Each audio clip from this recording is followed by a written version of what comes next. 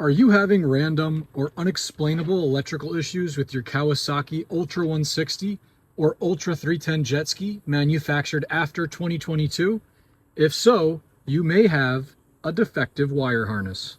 Even if you've received a replacement harness, the new harnesses fail in the exact same place as the old ones. Check out this video to figure out how to diagnose and remove your dead harness. Here we go. See all that corrosion in there? Splice failed. This to me looks like a factory defect. This was produced not in Japan or the United States, but in a third world country where their manufacturing practices are obviously not that good, because this has happened twice now. Yeah, definitely Kawasaki needs to be called out for this. This should be recalled immediately. They claim they fixed it and they didn't. So whoever their engineers are that are doing this obviously need to go back to school. That's really bad. This is the first video in my 3-part series about the Kawasaki Ultra 160 and Ultra 310 wire harness. In this video, I'll show you how to remove and diagnose a defective harness.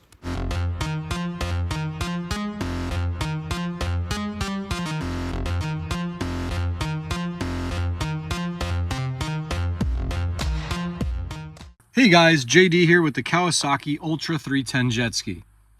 Now today I'll be going over some diagnostics for figuring out whether or not you have a good wire harness.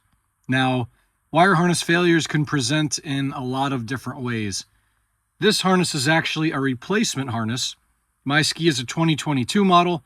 When these came out, there was a defect in the harness, and basically they replaced that. This is the replacement harness. This one has failed as well. So I wanted to determine exactly where it failed. And this right here, so this connector right here, you'll see the blue tape. This is the clip that goes to the system and the main relay. This red wire right here, this is the main feed wire for the system relay. So here's my immobilizer, and I just want to show you kind of what happens with the ski, and I want to show you how I diagnosed it and how you can check yours as well. All right, so I put the key in. You hear that? I just want to make sure you can hear that relay. So the relay is clicking. Now all 3 of these relays are the same. Each of them are actually 2 relays in one, so it doesn't really matter which one you connect. So you can see my multimeter leads here. These ones are really narrow and sharp, and this is for diagnosing pins. So basically, that clicking, typically if you have a bad battery or a low battery or something like that, you'll get that same click because there's not enough voltage. In my case, the battery is completely fine.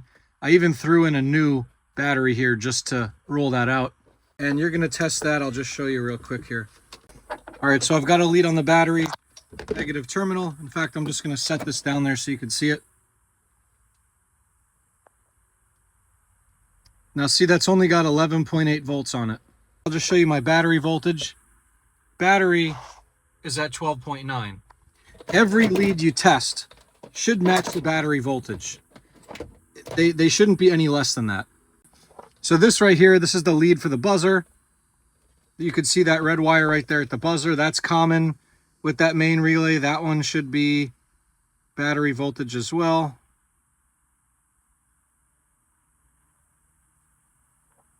So see there, 12.9.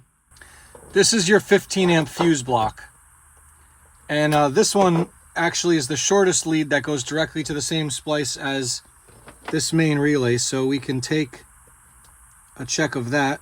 And I'm going to show you, it's this pin here. So you can see that's 12.9. All right. So how are we going to change our wire harness now once we've determined that it's got a problem? And by the way, I just wanted to show you, when I put this pin in here, and then I use a jumper to connect it directly to the positive terminal of the battery, my whole system powers up because now this relay is getting the proper voltage. The buzzer, this positive wire, the Kawasaki immobilizer connector, those all have good voltage. Only this main system and main relay plug doesn't have good voltage. So there's nothing wrong with the clip itself. That's why I've got the pin in here. The problem is with this wire. All right, so this is our main wire. So this wire here is the one that's got a problem. It's just a red wire. And interestingly enough, these other wires in here, red with silver dots, the other red one, those all have good voltage and continuity. This one here just doesn't for some reason. So we're going to figure that out. So getting the harness disconnected and out of the ski is a bit of a pain. So to start this process, we're going to disconnect the battery. Then I've already got my ECU disconnected from this panel here, but you're going to disconnect your ECU and all your relays and get this panel out of the way. Now here's the ECU. Now all three relays are exactly the same. It doesn't matter which one you plug in where, they're all the same. So if you ever think you have one that went bad, you could always try one of the different ones. Okay, now you can see right here, this is the ECU and relay portion of the harness. It goes through right here. You have the rest of the harness up here. The next step is for us to disconnect all of these right here. So this little one here, this feeds the KSRD system.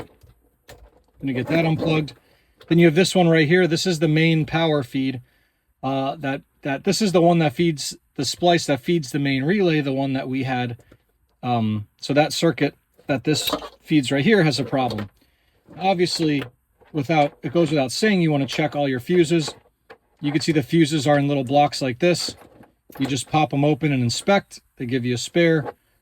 I've inspected all of them. And obviously that wasn't my problem, but that was part of my diagnostic. See, these come through this little hole right here. There's a little rubber gasket. What you have to do is get that gasket off like that, because you need the extra room to pull these through.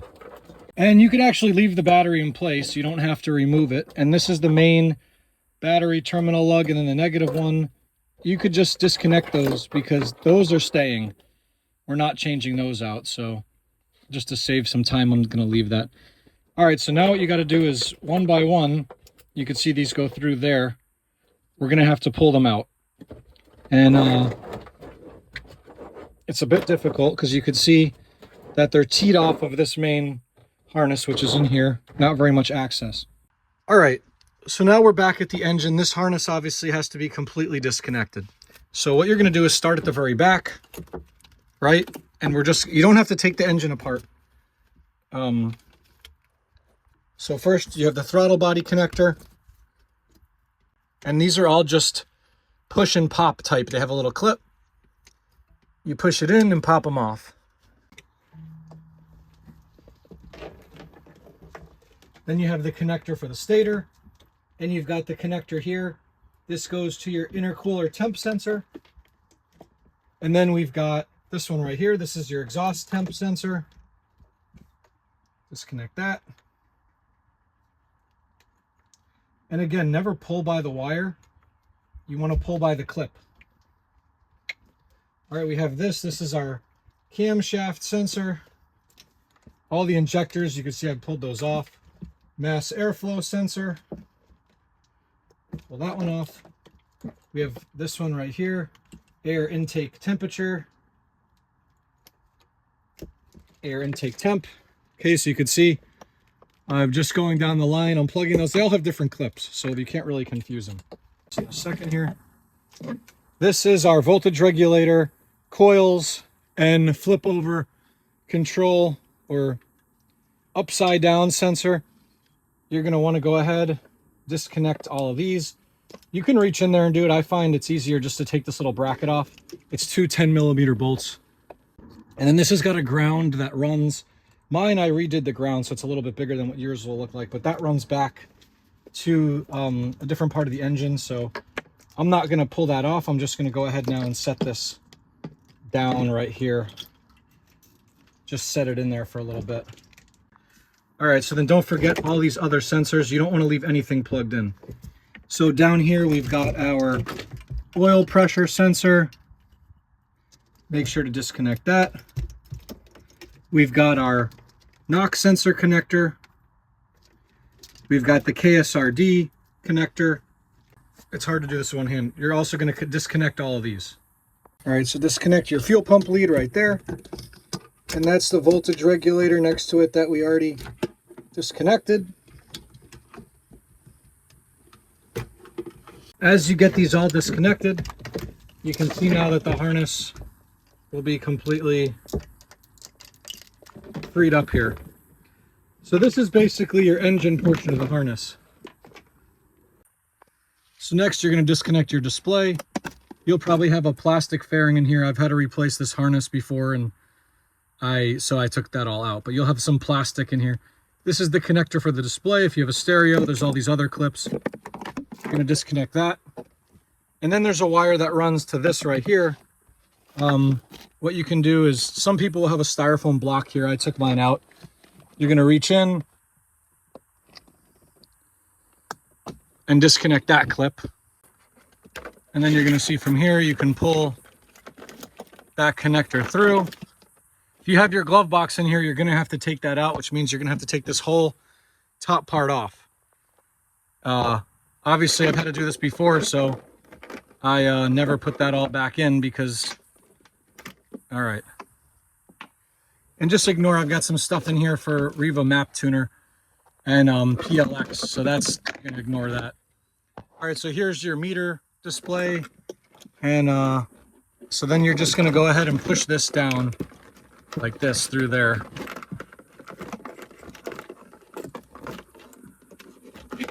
Now this is the biggest one, so before I get that, I like to get this one out of the way.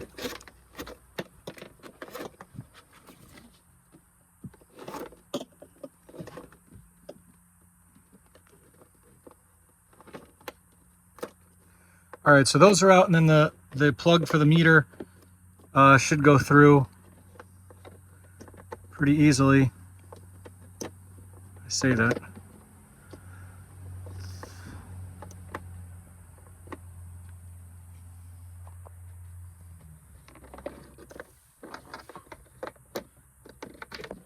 There you go. And you can see now that that whole part of the harness is right here. Sorry for the video quality. It's really difficult to film this and do it without a helper, so. All right, so here, that's your engine side harness. Connector for the voltage regulator and the fuel pump. Here's your connectors for the handlebar pods and the start-stop switch and all that. And you can see that this part now is looped around the corner here. This is the part that's difficult to put in because you got to use like a fish tape to pull it through. Like that, there you go. So you're going to feed them through. See that connector? Everything's just going into the hole there. There you go. So you got to get these all through. There's 4 of them, and then there's actually a lead for the lights as well, but I have my lights are removed. So by the way, I'm in South Florida. It's extremely hot. So thanks Kawasaki for making me do this. F***ing assholes. Okay. Then you have your Kawasaki diagnostic connector and your main ground connector. Push those through. All right, so once everything is through except for the main battery cable. Oh, we have this one too, I forgot. This is the start relay. Okay, that one's through. All right. Whew. So those are all through. Everything that was in the battery bay is back through. Just to recap, I pulled this little rubber gasket off to get them all through. So now you can see that the ACU part of the harness is right here.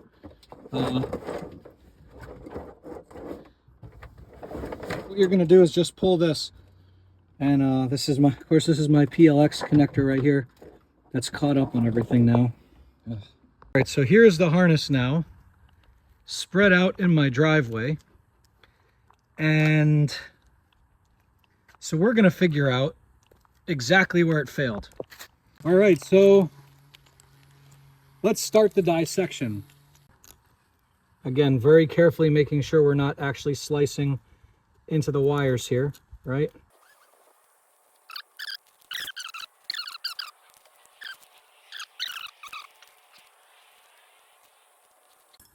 So this wire here, it's actually got 2 silver dots on it. This is our bad wire. So I'm still going through this. You could see that we've got part of this open already.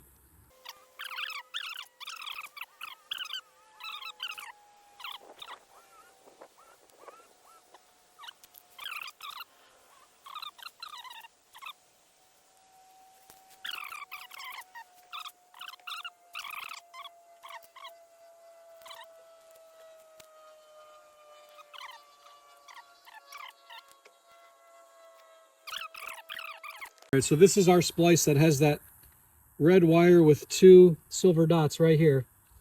So we got to get all of this black shrink wrap off in order to inspect the splice here. Now they didn't make it, the previous harness, these were clear, they didn't have the shrink wrap. They added the shrink wrap to try to improve the durability, but at the same time that made it more difficult to inspect. So once you heat them, you can see that that allows you to peel it back just like that. Okay, so here's that whole splice, and I mean, looking in there,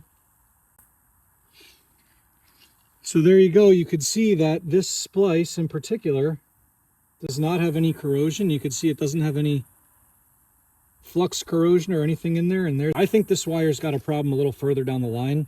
So we're going to continue. Now we're going to cut open this part of the harness and trace it.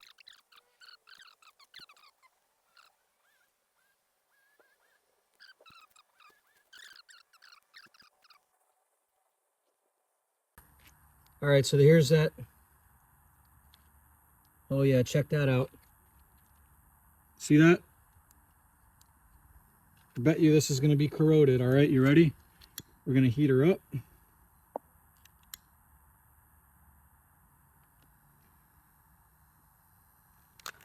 going to take my knife. We're going to score that shrink wrap right down the center like that. And then once you warm it up, you can get it off. Obviously, if you warm it up too much, it's just going to re-shrink. But, oh, yep. There we go. See all that corrosion in there? Splice failed. So, bad news, guys, because that means Kawasaki's revised harness is just as bad as the first one.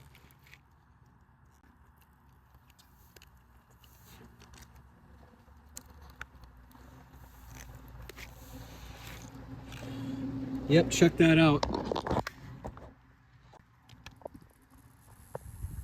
See all that corrosion in there? This is the main. This is the exact same place the last harness failed. So Kawasaki, message to you, all these splices you did, everything you did, made no difference. Yep. So you guys could see that. All that corrosion in there. And here's my wire right here for my main system relay, red with 2 silver dots. And all these other wires too must have been getting, it's a miracle that only that one.